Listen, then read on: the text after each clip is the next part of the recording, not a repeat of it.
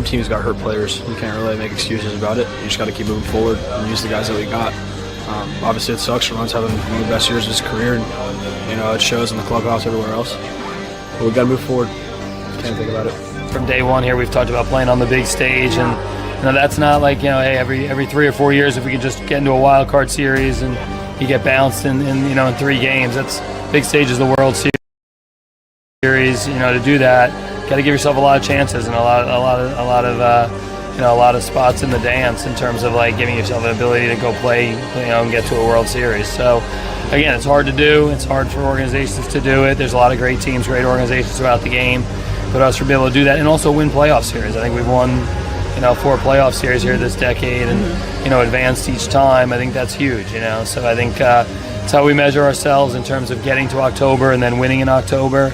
To be in that position.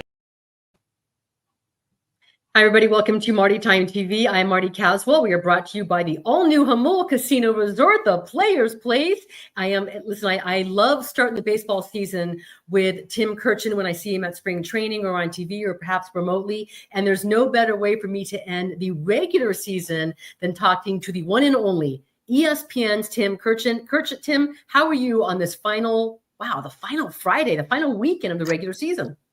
Yeah, I think it's been one of the best baseball seasons I've ever seen because it has made absolutely no sense whatsoever. The times I counted, for instance, the Guardians out, and now they're leading their division. I counted the Blue Jays out. Now they're right there to win the division title. The Mariners, I thought, were in huge trouble, and now they have a chance to have the best record in the American League. And those are just 3 teams. Virtually every team we've seen this year, I have had a huge question about. And then all of a sudden they win 8 games in a row. And then just when I get on the bandwagon, they lose 6 in a row. It has made absolutely no sense. This is why, the biggest reason why baseball is the best game ever is because of its unpredictable nature. And I'm not sure I've ever seen a more unpredictable season than this one.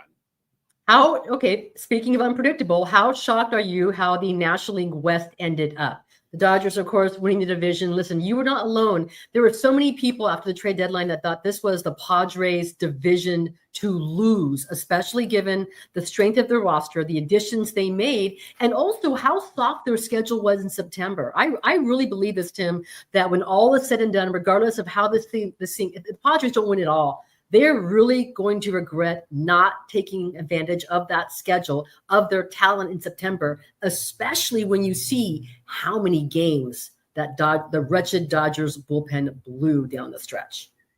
Yes, there's a part of me that's surprised because I know at one point in September, I said the Padres are going to win this division. But as I already told you, it doesn't matter what anybody says anymore because nobody's been right about anything. Look, the Dodgers are the Dodgers. They've had tremendous issues with their bullpen, with injuries everywhere, and they still won the division again. You have to give them some credit. But the key with the Padres, as we all know, is they are not intimidated or afraid of the Dodgers on any level. And I think the Dodgers will tell you that last year in October, the best team they faced was the Padres. The team that came the closest to beating them was the Padres. So I give the Padres a fighting chance against the Dodgers and anybody else in October.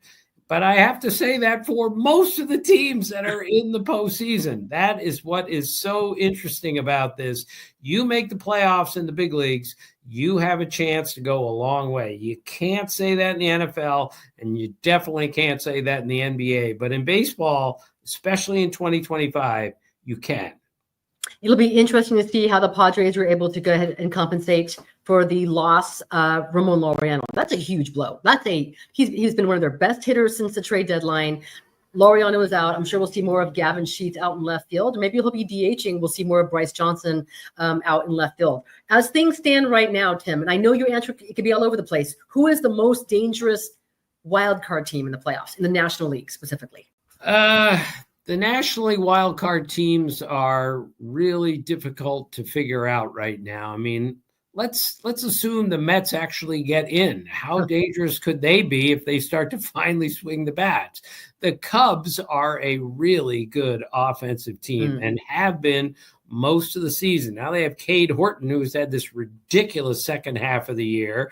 Shota Imanaga gives them two guys at the top of their rotation that could beat just about anyone. But to answer your question, I think the Padres are the most dangerous of the wild card teams in the National League, again, because they have been there before and come awfully close.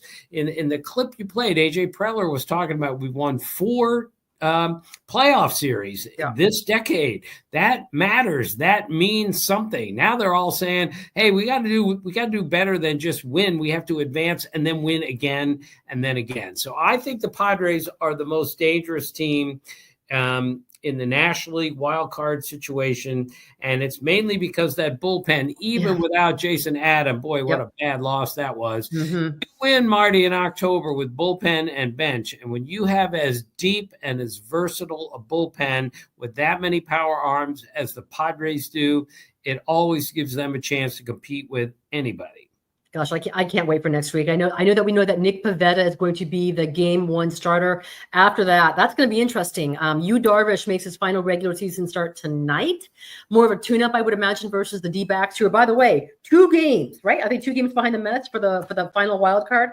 That could be something. So they're still in it. They still have something to play for. And then Michael King, also a very important start for him tomorrow. And then we'll see what happens on Sunday. But how concerned would you be, Tim, with the state of the Padres rotation after Nick Pivetta? After Pivetta, who's had a great year, whip under 1, my goodness, he has been so good. I'm going to hold judgment until I see Darvish tonight and King tomorrow. Now, King, again, last time out, 5 scoreless innings. Time before that, he got absolutely rocked. Darvish's got an ERA over 5. So I'm not sure you can count on both of those guys. But if you see something really encouraging tonight and tomorrow night, then you might have a really difficult decision. If your series goes 3 games, who's going to start 2 and who's going to start 3? And Dylan Cease was pretty good his last time out. You got to include him in the element too. So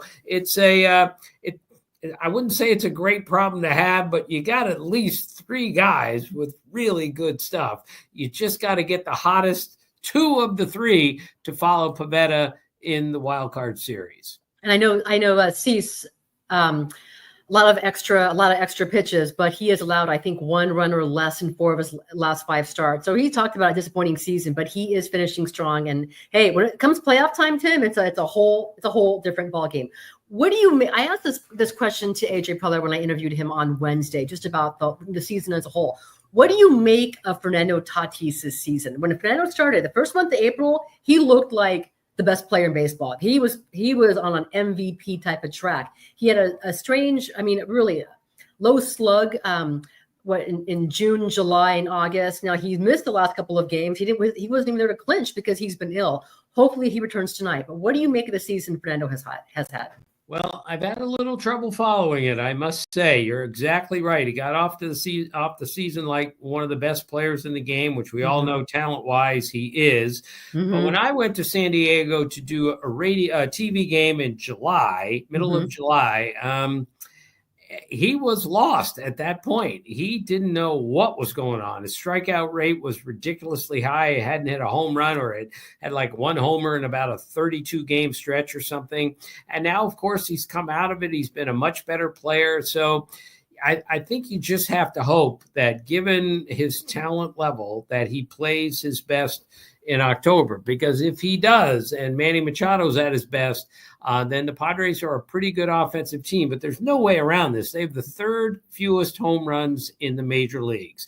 And you win major league games these days when you hit the ball out of the ballpark. And the Padres are one of the few teams that have gotten to this point without being a big power hitting team. We'll see how that plays in October. How shocked are you by that, considering the guys that you just mentioned? Tatis, Manny Machado. By the way, the good news for the Padres is Jackson Merrill, who's had all these different injuries, right?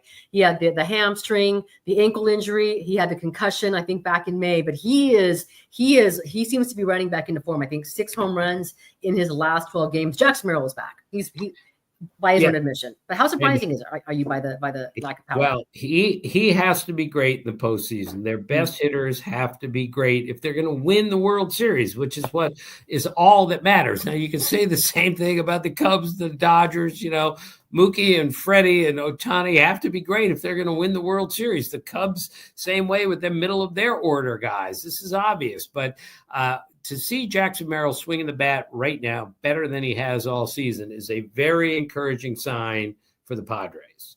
Tim, if you are a Padres fan heading to Chicago for the best of 3, the wild card round, what's the biggest concern the Padres should have about that Cubs team? Well, again, they are a dynamic offensive team. They've been near the lead in runs scored most of the season, and they've had some injuries. But once they get everyone going, Suzuki and Tucker, the way that we know they can go completely, they are a really good offensive team from 1 to 9 in the order. And again, if Cade Horton is the pitcher that we've seen the second half of the season, and he's going to start 1 or 2. My goodness, that guy's great. Those would be my concerns if I were the Padres. But, Marty, we can't emphasize this enough. Anyone who really thinks we know what's going to happen in any of these series has not been watching the 2025 season, because the number of times I have slapped my forehead and said, how did that happen? Right.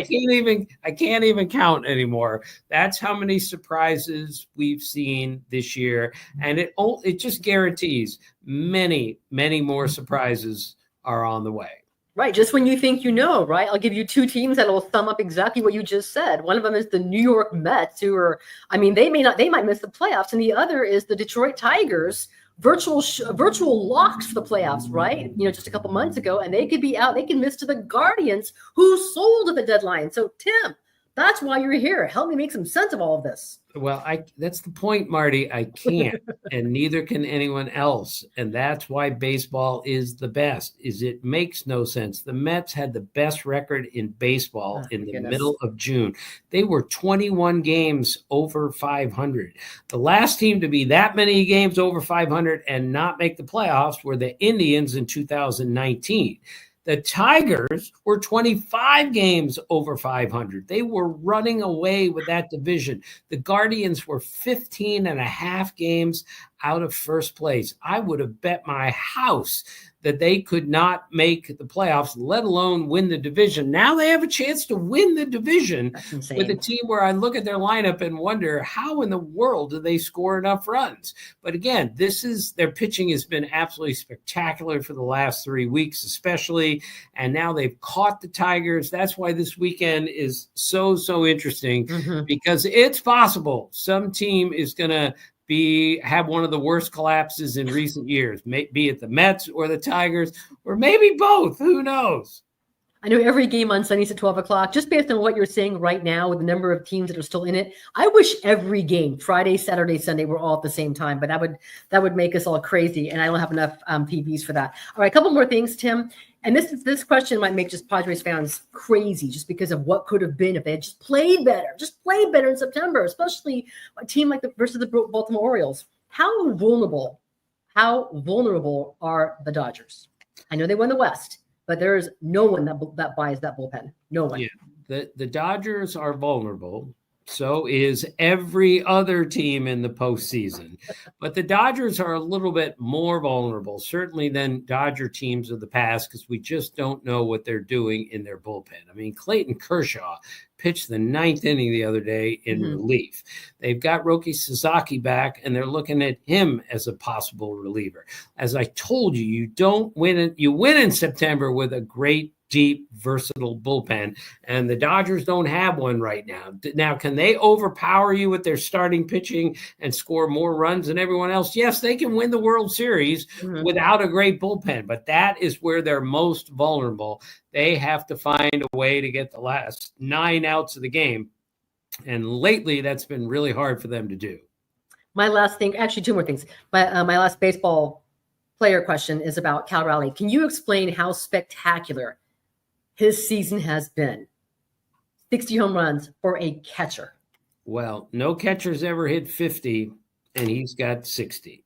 No switch hitter has ever hit 55 home runs in a season, not even Mickey Mantle. And Cal Raleigh has 60.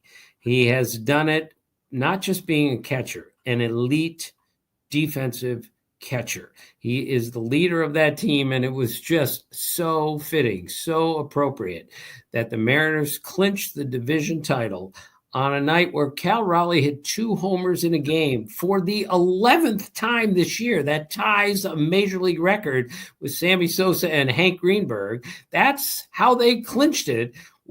He hit 2 homers in the game, and the second one was his 60th home run. I mean, who is writing this script? The rest of the world, the rest of the country now understands who Cal Raleigh is. Everyone in Seattle knew this 3 years ago when he hit the home run that clinched their first playoff berth since 2021. He is a legendary player in the Great Northwest, and the way this season has gone, he is now a legendary player all across the major leagues. Tim Kurkjian, you are the absolute best. I am bummed that I likely will not see you in Chicago, but if you go to Los Angeles and the Padres can make it there, then hopefully I will get a chance to go ahead and pick your brain and ask you a bunch of dumb questions in Los Angeles. By the way, the Padres tonight, it's the very last time that they will wear their City Connect jerseys. Were you a fan of the mint and the pink, Tim Kurkjian? When I think fashion, I think Tim Kurkjian. So I want to know, what was your opinion on these City Connects? Well, I'm not real good at fashion, I must tell you. I have pictures of all my suits and ties and shirts so I can look at them to make sure I don't pick out the wrong one. All I know is the Padres at home this year are 42-29. So take it and run with it. They are a great home team. And if the City Connect jerseys have anything to do with it, I'm all in. Tim Kurkjian, you are the best. Thank you for your time. Have a wonderful weekend. And I look forward to, I hope I see you. Hopefully I'll see you next weekend. We'll see what happens. Okay, Marty, you take care. Thank you. All right, you're the best. Thanks, Tim. See ya. See ya. So that's the one and only Tim Kurkjian of ESPN talking about the playoffs. And listen, no one knows what's going to happen. You might think this is the best team, but hello, New York Mets. Hello, Detroit Tigers, who are possibly headed to a historic collapse. We shall see what happens. All right, it's the final weekend of baseball. I know that one thing that we do know, the Padres will face the Cubs. I'm curious to see what the move is going to be for Ramon Laureano, who's going to miss the playoffs. I'd imagine his season is done. Yu Darvish tonight, Michael King tomorrow, TBD on Sunday. Maybe it'll be a Juan Peralta bullpen game. We'll see what happens. Guys, I'm not sure when I'm going to talk to you next. Maybe it'll be Monday. Maybe Monday from the airport somewhere. Maybe Monday from Chicago. Maybe Monday from Murphy's near Wrigley Field. But I will be back on this channel talking Padres hopefully every day next week. We shall see what happens. To open the show, you heard from Jackson Merrill talking about replacing Laureano, that huge loss, and also from AJ Preller just talking about the goal, is not just to make the playoffs, but have a deep postseason run. If you want to find that entire interview with AJ Preller, it's about 17 minutes. We had a bunch of topics: relationship with John Seidler, how he evaluates Fernando Tatis' season, payroll, all that fun stuff. You can find it on my channel, Marty Time TV. Have a great weekend. The playoffs are upon us, and what could be more fun than that? Thanks so much for watching. I'm Marty Caswell, brought to you by the all-new Jamul Casino Resort, the Players Place, and I am going to miss the City Connects. I love those unis. Have a great day. Yeah, baby, it's all about San Diego, baby. We represent everybody, and we do it. They're in playoffs, we're in the postseason. It's a hell of a year for the San Diegos. That's exactly what I envisioned. I knew the roster we had here. I know the will to win that's here from AJ, from the top, from Schilt, and this is why you play baseball right here, to pop champagne and celebrate. Man, I love it, but the work's not over. We still got a long way to go. You clinch the playoffs doesn't mean you've done anything crazy. Euphoria. It's awesome. I feel so great, but we're not done. It's just starting right now. Emotion, I mean, what do you think? I think it was just the inability to find the strike zone, to be honest with you. I had really tough You time hate the with that. media. But Don't talk to him! But Don't talk to him! But at the same time, I was able to make the pitches in the right count, and I had Ron